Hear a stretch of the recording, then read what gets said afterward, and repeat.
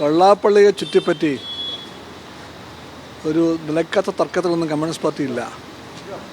Communist പാർട്ടിക്കും LDFനും ഗൗരവമേറിയ ദൗത്യങ്ങൾ പൂർത്തീകരിക്കാനുണ്ട്.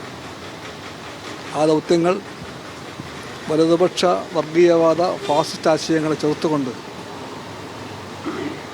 ഇടതുപക്ഷ വിജയം ഉറപ്പാക്കലാണ്. ഇടതുപക്ഷ വിജയത്തിന് വേണ്ടിയുള്ള ശ്രമത്തിൽ എല്ലാ ഇടതുപക്ഷ ബന്ധുക്കളെയും ഒന്നിപ്പിക്കാൻ ശ്രമിക്കുന്ന വേളയിൽ ആ ശ്രമത്തിൽ എല്ലാ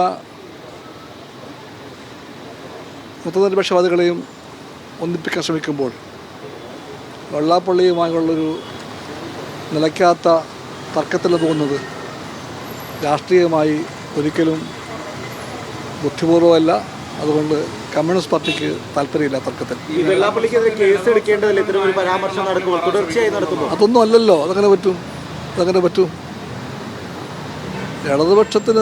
ഇടതുപക്ഷ നിലപാടും നയങ്ങളും ശക്തികളും പാർട്ടികളും ഒക്കെ ഉണ്ട്. അല്ലാതെ വെള്ളാപ്പള്ളി ഇല്ല.